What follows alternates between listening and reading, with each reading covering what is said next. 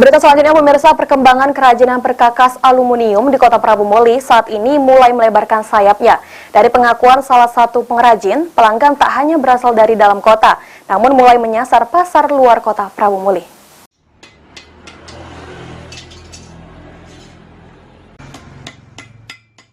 Kota Prabu Muli yang dikenal sebagai kota nanas ternyata menyimpan potensi lain, seperti di Jalan Bukit Lebar, Kelurahan Majasari, Kecamatan Prabu Muli Selatan, banyak pengrajin tangan aluminium yang menjual perkakas rumah tangga. Karena dari turun-temurun masyarakat di sini menjadi pengrajin aluminium, maka tak heran jika wilayah yang dikenal daerah sosial ini disebut sentra perkakas aluminium. Bahkan sekarang mulai tenar di luar kota.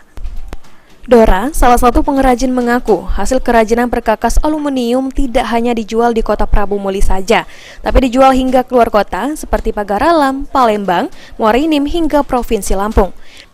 Harga yang dijual bervariatif mulai Rp25.000 sampai Rp400.000, tergantung jenis dan ketebalan aluminium. Banyak ini ke Lampung, Pagar Alam. Jauh-jauh juga ya.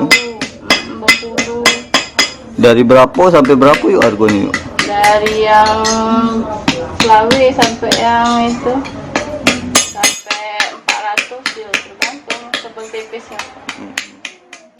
Berbekal peralatan dan bahan baku berupa lembaran aluminium, pengrajin dapat membuat sejumlah perkakas, di antaranya loyang kue, dandang, panci, oven, dan masih banyak lagi.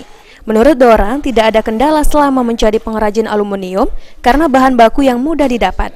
Beni Firdaus, PAL TV.